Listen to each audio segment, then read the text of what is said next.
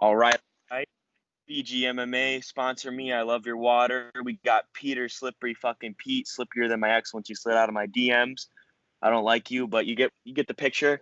Upcoming UFC fighter. Just got the big deal, and just so glad to be talking to him. How's it going right now? Man, everything's going great, dude. I'm like living my dream right now. This is everything I've worked my ass off for the last 10 years, and just being in this atmosphere is incredible. I bet. So how's the weight cut going? Are you done? Are you rehydrated, or because I see Well, you're so sipping on something? I got some coffee over here right now, but I'm under 160. The weight cut's going to be easy money. I do a really good job managing my weight up into the fight week. I got some tricks up my sleeve to help shed some weight from Oh yeah. traveling and whatnot. But yeah, dude, like my coaches are like, dude, you're the easiest guy to travel with. We never have to worry about your weight. Like last year when I fought on the Contender, I think I had to sweat 3 pounds to get to 155, and I'm already below that weight right now. So I you started cut my weight 3 cut. for that fight? Yeah, not much. So Wow. that Yeah. so that that's why I'm at 145 now that I'm here. Because of this weight cutting culture, I assume everyone's just like 10 over and is just, like so over obsessed with being heavier to have that strength advantage on your opponent. But like for Sugar Sean O'Malley, like he was 134 when he fought in the Contenders because he was vegan and he didn't really have any. He was not only did he not cut, he was underweight. It was insane. Yeah, I mean, I like to call that insurance weight. So if I'm cutting weight and I want to make a statement, I'll drop down to a pound below. But keep in mind, if we're fighting, so I'm fighting at 145, I have to make 146. So if I want to put some pounds in the bank, I'll get down to 144. Okay, I follow. Yeah, I mean I fuck with that strategy. I don't like I like what one's doing with the hydration and everything. I don't really see the point in killing yourself just to get an edge on your opponent because everyone can do that themselves. Because then they'll just cut and then you cut and then it's just a matter of who is 5 pound and it just sort of it kind of it gets rid of the true point of the sport, which is fighting at a regular level. That's why we have weight classes. Sort of throws the weight class out the window because you're not even in the same class. It's Definitely. unbelievable. Uh, So when you took this on a week's notice, were you just gun ho, just like, all right, let's get it, or were you just like, okay, let's research a little bit? So we were getting ready for Steve Garcia. He pulled out. I guess like it got announced a little later to you guys than it did to me. I think we had Oh 2 weeks to switch up our camp to get ready for a southpaw, to switch from a southpaw to an orthodox striker. So, I yeah. mean, it's at this point it's all the same, man. I'm a southpaw. I fight. I'm a right-handed southpaw. I can fight righty. I can fight lefty. I got great training partners that are fluid on both sides. That just I train with better guys than anyone I'll ever face in that cage. Like I tip my hat over here to my homie Chip. He's a lion fight world champion, and the dude can flow southpaw, ortho, back and forth, and he can give me whatever look I need. So, I mean, I've got a good solid camp behind me, and that's the main thing right there. That's money. That's all that matters, man. I really like because a lot of people love falling into hard sparring, and I mean, if that's your camp, that's you. But I see a lot of people having practices that I don't agree with, and aren't really the healthiest. And then when you have a good camp like that, when you have people that are actually related to your opponent, and you just have all the tools, all you got to do is use them to build and just make a fucking a great house out of it. It's awesome. Yeah, Glad to hear yeah, it. absolutely. Like we were so focused on the southpaw that some of my tools and tricks we weren't really working on. But like last night we hit pads real quick, and I brought those right back to the forefront. And we're like, when we hit pads tonight, we're going to be keen on a couple of these little things where I can really play with that lead hand and take advantage of keeping his lead hand busy while I do work on the outside. Yeah, right-handed southpaw, man. I mean, it's just having that uniqueness in itself just gives you more opportunity. You're right-handed southpaw, so you're a natural ortho, and you could. So if you might go ortho, you might not be comfortable, but you got a mean right. So then who Mm. cares? I love it. It's so nice.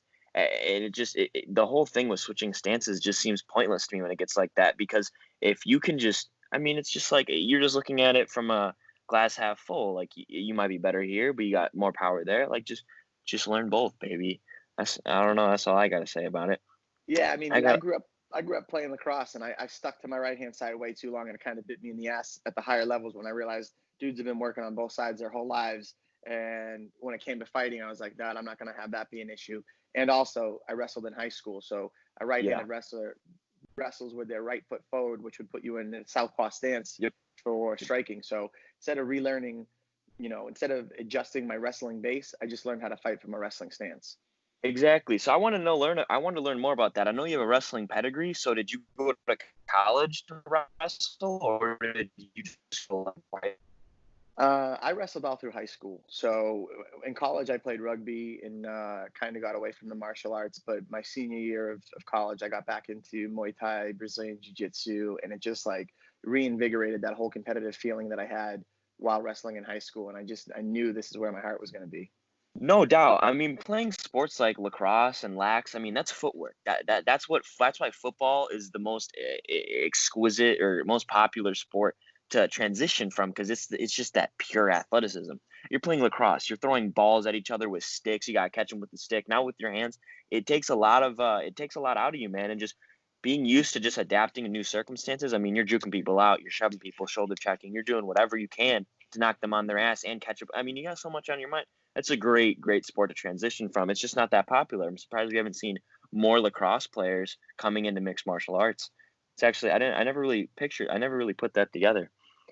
Wow. So would you call this one of your shortest fight camps ever?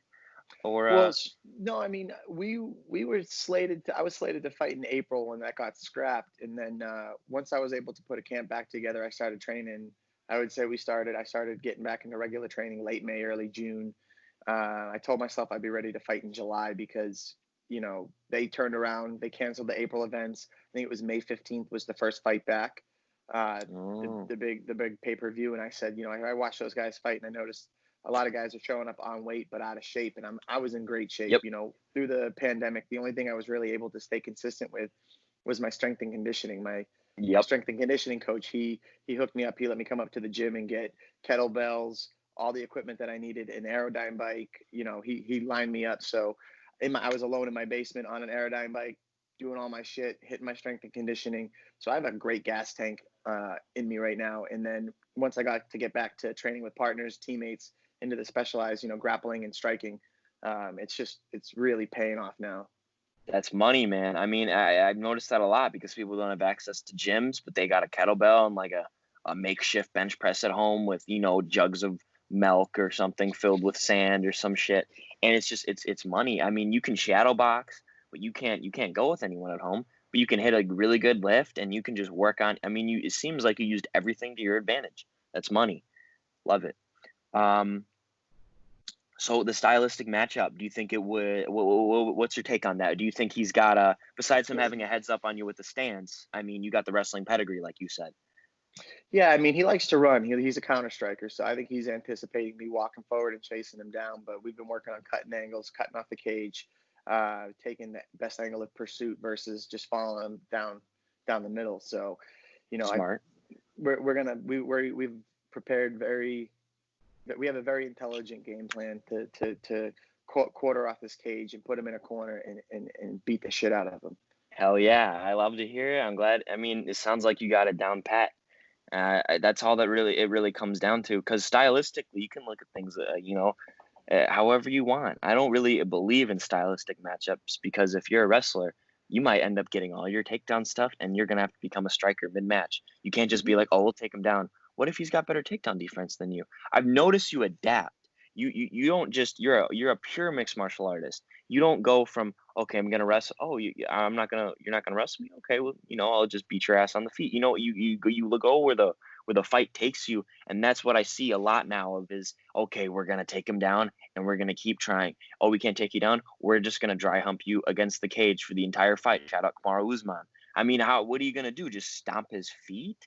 I mean, he's lucky that it was a referee that doesn't necessarily do breaks. If it was the wrong guy, he probably would have broken it every single time or something. Like it Yeah. just depends on who's in there. I've noticed Mhm. that a lot with referees. It's just a matter of luck, man, and how they feel and what they want to do. Yeah, most definitely. I mean, if you caught the contender fight against Sang Hoon Yu, I mean, I really had to I dig did. deep and utilize a lot of my skill sets. And we went in there expecting to bang, and he was getting me better on that reach. So I had to get inside, work a nice little clinch game and fuck him up with some knees and elbows and put his ass on the mat and hold him there and try to abuse him however I could. And it really came down to breaking that dude's will and making him wish he was never in there. Yeah, man, ground and pound is the way to go. I'm telling you. I mean, that was just, I mean, that was money, and it's just having someone on top of you like that. It really just starts breaking you. It's, are you going to fold under the pressure? Or are you just gonna let this guy beat the crap out of you on top, wait for the round in? Like, what's going through your mind? So yeah, you essentially broke him down physically and mentally within that aspect. I mean, it was beautiful. Uh, so dealing with COVID and having your fight canceled and going back and forth with that, and then having to switch camps, would you say that this has only made you stronger, or would you make what would you take? What's your take on this? What doesn't kill you makes you stronger, or what? Oh, absolutely. I mean, I did a pretty good job highlighting that when I talked to Tom Grabassi from the UFC, and when I was getting ready for that fight in April, and I was in a position where I had to really isolate and quarantine because my girlfriend, whom I live with, she's a nurse in Boston, and she was at one of the hotspot hospitals. So on top of what the government was saying, like, we weren't comfortable letting anyone into the house. We didn't want anyone coming and training with me. I wasn't comfortable going and training with anyone else.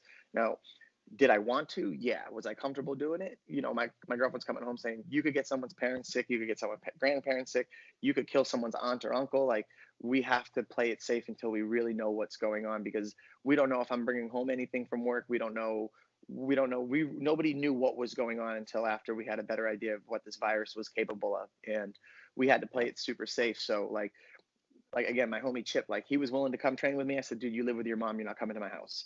My other buddy, he's like, I live with my parents. I'm like, you're not coming to do jiu-jitsu with me. I know you want to come to jiu-jitsu to roll with me and get me ready, but I'm not comfortable having you in my house. My girlfriend's not comfortable having you in the house. Like, we don't really know what we're dealing with yet. So it was like, I was like, I might as well bet on a fucking island by myself getting ready for that fight at that point. And it broke me, man. And then, like, Yeah. I've mentioned this numerous times, to see Calvin get better, Calvin Cater, homie of mine, training partner, get better amidst all this by focusing on what he could control, not what he couldn't control, really gave me the inspiration.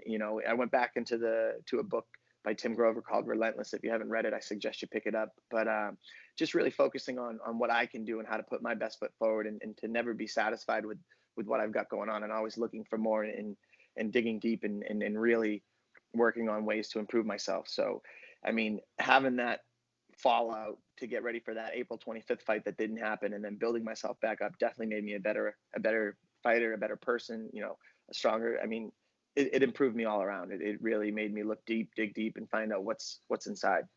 Hell yeah, when it comes to that, and you don't hit quote unquote rock bottom, but it feels like that's where you're at, and you have to just claw your way back to the top. I mean, that's money, because then you just feel 10 times better. You're just like, I was there and now I'm here. And that's where you're at. You're here, and you're not low. You're a lot higher. It just tests your mental strength, your mental fortitude. I'm just glad to hear it. I mean, honestly, going from that, and then you got COVID, and then you're insecure about getting their folks, fucking sick, and then you don't want to put them in that position, but at the same time, you have your biggest fight of your life, and they want to help you because that's Peter, and he helped me.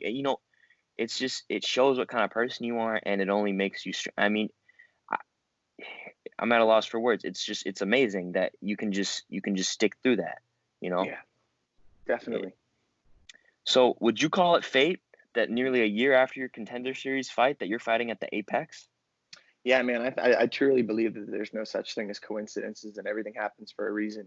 And there have been so many things that I've been paying attention to. Like, again, if you paid attention to my Contender Series, a little bit of my backstory. I lost my dad and my brother, like, simultaneously within 2 months. But the truck that picked us up from the airport to get me here today, well, from the airport yesterday, was the same truck that my dad used to drive. So, like, that's a little something, and little feather in my hat, just to know that, like, that was a little thing to pay attention to know that my dad's looking out after me. We rode over here in a Cadillac Escalade, and he was a devout owner, driver, operator of Cadillac Escalade. So it was like, I just feel so comfortable in these little things that just let me know that I'm in the right place right now, doing the thing that I love to do. So yeah, fate, you could call it fate. I mean, I think it's maybe it's divine.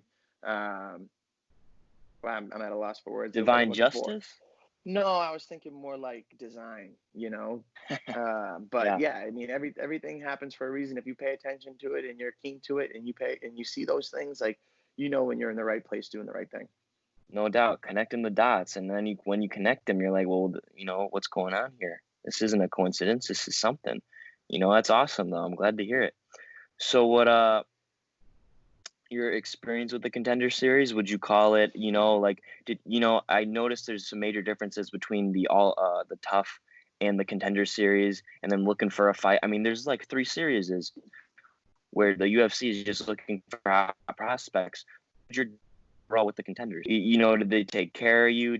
Were they very very welcoming? Did they try to just be like, okay, listen, we got five other ones, let's see how you do, kid? Like, what was it like? No, I mean, my experience with the UFC has been awesome. They've been super helpful. I mean, I didn't get into the UFC until after the PI was something that was already established. So like Mm. to see that, to see the money that they're putting back into their fighters in that regard, how well they take care of us, the supplements that they hook us up with, the meal preps that they hook us up with. Oh, Nobody, I mean, I'm sure these people that work for the UFC are like, oh, this another kid asking me the same fucking question, but they still answer it with as if it was the first time they ever heard it. So I've got nothing but great things to say about them in that respect. I'm glad to hear it, because a lot of people start disrespecting the UFC for like having Reebok and not having their sponsors coming into it. But I have noticed they're really taking care of their fighters, meal preps. You got your own island, your own little. I mean, it's really nice. They really seem to be sticking their neck out for this, and I love it. I'm glad. That's awesome.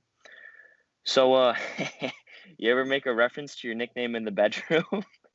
Oh, dude, that's where it came from. Not necessarily, but like the slippery Pete was about how I used to chase women when I was younger and whatnot. My stepdad coined that one night when we were all at not a dinner party, but we had the whole family over. Everybody was drinking, having a good time. So that's actually where that came from. My girlfriend hates it. She thinks it's disgusting that I have slippery tattooed across my stomach. Like, Oh, but it's from when I was younger, and I love it because that's how people know me, and that's just the type of rambunctious dude that I am. oh yeah, no regrets, baby. Shit, that's some nice ink. Okay, she better. That's awesome, man. I mean, you gotta live and learn. Slippery, wet, whatever, man. We're moist. Is I'm trying to find some more questions here. Were you Let's try something else. I got some boxing quickfire questions. I want to see how you feel about this. Keeps your mind sharp. I'm just gonna say the options, then you give me your answers. Straights or hooks? Straight punches, Straight punches. Haymakers or jabs?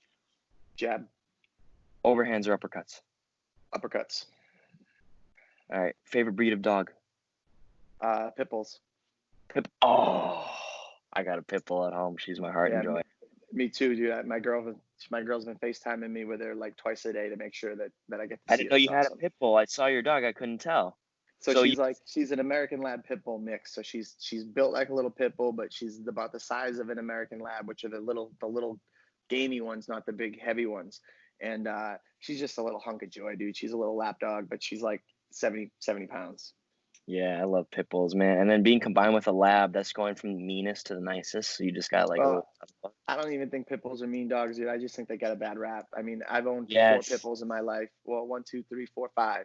This is my fifth dog, and in my adult life at least. And I grew up with a Doberman Pinscher, and she was the sweetest thing in the world. Mm. But if you came into my house with a single mom, that dog knew that she was protecting me, my two brothers, and my mom. Like one of my buddies. Side note, like one of my buddies came. One of my buddies' older brothers showed up unannounced to pick up my buddy, and we didn't know that he was coming to get him, and he came into the yard unannounced, and my dog fucking took a huge chunk out of his ass. But it was because she was His just literal playing. cheek, huh? Yeah, she was playing mama dog, just mama bear protecting the Oh, family. oh yeah, that's how they are. That's a Doberman for you, man. The dogs are the realest thing in the world. They operate purely off instinct. They don't like you, well, hey, you're gonna hear us. That's what I love about dogs is they keep it 100. Uh, so what? So going into this fight, what do you ever give the referee any special instructions? Because I notice a lot of fighters will go, "Hey, I want to die in there, so be a little bit late. Give me any chance you can get." Or be like, "Dude, I got knocked out in the sparring. Like, I might have a little bit of a glass jaw. Be quick to save me." Because I noticed it's a trend. I don't think anybody has that conversation with the referee. Maybe they do. I've never had that. Thankfully, I've got coaches that are familiar with the referees at this level. So, maybe there was a conversation from my corner to the referee when Yeah. I was on my back, getting those little rabbit punches in the back of the head on the contender. But I mean, the local referees, they know me. They know I'll fight like a dog. They know I've got an iron chin, and they know that I won't quit until like I'll literally go out on my shield if I have to. So I do have a reputation locally with the referees, but at this Mhm. level, Kevin McDonald and one or two other guys that ref locally in Boston are at this level. But as far as that's concerned, like I'm a little fish in a big pond. These guys don't really know me that well. Goddamn right. I mean, I'm just only saying that because there's a lot of fighters that are that have that fighter's mentality, and they don't know what's good for them. I mean, they'll get knocked out on their ass 3 times and stand right back up, and the ref might let you go or they might not. So then it comes to, what did you tell the ref backstage? Did you say, okay, man, listen, like, it's just, it's only because I noticed that, with Mario Yamasaki, and then you got, Herb Dean, letting Trinaldo get that knockout. And then Dan Hardy is so upset that he's telling Herb Dean, like, what are you doing? And he's outraged. And that just brings me to that fighter's mentality. I mean, the fighters are in there for a reason. They want to die in the cage. That's what they want. It's their job. Yeah, absolutely. I mean, at the end of the day, we're professionals. It's not an amateur bout. I think the referees have a duty to amateur fighters to keep them safe, but we all know the risks. We all know the rewards. We know why we're here. Yeah. I mean, to go on a more recent thing, I think the Jose Aldo fight should have been stopped sooner. I think Jose Aldo is just a tough, stubborn motherfucker, and he wasn't going to tap. But I was waiting for him to Yep. tap the punches because he was just hanging out down there waiting for the referee to stop the fight, and he didn't do it. And he's too proud, too stubborn, too much of a legend to ever go out to tap into punches. But I mean, I was waiting for it because he wasn't doing a fucking thing, and he was getting hit left and right, left and right, left and right with his head Yeah, on I the was mat. You yelling know at what I my mean? TV. So yeah, man. I mean, we all know what we're getting into. The referees know that we know what we're getting into. Some guys stop fights too early because maybe they made a bad call before and they're nervous about making a bad call again. But it is what it is. That people ask me, "What's your motivational quote?" It is what it is. Deal with it. Don't be put in a bad position to have a referee make an early call. I can tell you're just unbothered, and that's the greatest. That's the best mentality. You don't let shit get under your skin. You got an iron thick armor of, you're not oversensitive. You're a fighter. That's how fighters are. But it's just a lot of people. I mean, for me personally, when I've been training for 4 years, and CTE is my biggest fear. If I get out cold, I'll get back up and I'll try to knock you back out. But I mean, seriously, man, I don't want to go. I mean, I don't want to. I don't want to wake up 3 times in the same night and be like, where am I? It's a little scary. Yeah, no, I mean CTE is a real thing, but I mean there's a lot more information readily available now to people where um, you can reverse the effects of TBIs and brain injuries. Really? Dr. Dan Engel has a great book that he wrote called The Concussion Protocol. If you're really concerned with CTE and brain injuries, I would suggest you pick that up. It's pretty much a manual on how to heal your brain Wow. from any sort of TBI. And of course, I've had this conversation with parents of hockey players who will never be the same again. But it's what the issues come from, secondary impact syndrome, which is when you get a Okay. concussion on top of a concussion, which is like if you get your bell rung, if you get your bell fucking rung, and then you get back in the same game after sitting out for 10 minutes because you feel good, and then you get another concussion, and then you sit out for a couple minutes and get back in, and you get another concussion, which you see Yeah. in sports like football, hockey, all the sorts. So yeah, there is a real danger to it, but if you handle it appropriately and you give your brain the time to heal, you can pretty much negate a lot of that long-term damage. Now, that's controversial. Not a lot of people are aware of that information, but there is a book, The Concussion Protocol by Dr. Dan Engel, that you can pick up and read, and it will give you everything from meditation, float tanks, supplements, exercises, things that you can use to restructure your brain. That's awesome. I've always wondered that because when I feel a little bit slower, I'm reading books. I'm trying to just gain whatever brain cells I lost, and it makes me feel better, and I almost feel smarter than I was before. And it's just, I can't believe, because there's not a lot of medical practices right now that are trying to just look after CT, because it's one of the newest. It's a hard disease. Ian McCall was getting his brain scanned, and he's like, "Yeah, I'm retiring. Like, I'm getting headaches all the time. This is just pissing me off. Like, I don't understand." And I'm going in for therapy, and I'm getting my brain scanned, and they're giving me my brain literal therapy through whatever sort of electronical impulses they're doing. And I've noticed it's just, there's a lot of these. There's a book. I mean, it seems like there's more and more research going into this as the sport evolves, because there was Yeah, like, It's cutting edge techno. It's like cutting edge research. It's not. It's like you could probably go to a doctor and he'd be like, "That's bullshit." And it's only because he's speaking out of a place of ignorance, or not ignorance, or Mhm. lack of awareness that the information is out there. So, if you dig deep, you can find it for sure. That's glad. I'm great. I'm glad to hear it because a lot of fighters just go. I mean, they don't even read the book. They're like, "Fuck it, CTE, here I come," and I'm just like, dude, read the book. It doesn't. It's not really. It's not. It's not. You're not supposed to go out like that. You see in Diego Sanchez or somebody I just interviewed who I'm not going to name drop was visibly slow when he was talking to me after his fight, and I'm like, you're about to go. And I didn't want to say anything to him because I love the guy. Yeah, It was one of my heroes. I was just like, dude, like I'm thinking in the back of my mind, is he gonna go train now for another fight? yeah. I'm like, take a week off, sleep it Take, off, take read. a month off. Take a month off. Give your brain Honestly, some time to rest. I mean, fighting locally. If I ever was concerned with the amount of damage that my head took in a fight, it was always at least a month, a minimum of a month, 4 to 6 weeks, no impact. Like, maybe I'd get back into strength and conditioning, but you wouldn't see me in the gym put my brain at risk of any sort of secondary impact syndrome. And that's just because, like, yeah, I go to that level to do my research, to learn about these things, to make sure I'm protecting myself. Like, that's why I got into float tanks and isolation therapy, because it yeah, helps rewire your brain, because it gives you an opportunity for your brain to shut off and work on itself. So no doubt. it's there. And I don't want to cut you off, but I do have to get running, All because I good, got some all things good. scheduled with Go for with it, the man. guys downstairs. But man, it was a pleasure talking to you, and hopefully we can do this again soon. I would love to, man. It was. I mean, this is awesome. I just started this. I got my 25 minutes. I don't give a fuck. This I'll probably edit this out or whatever. But it was. I mean, you're living the dream, man, and I envy it. And I hope to see you up there. It's so amazing to just see your dreams coming to life, and I can see how. I mean, fuck.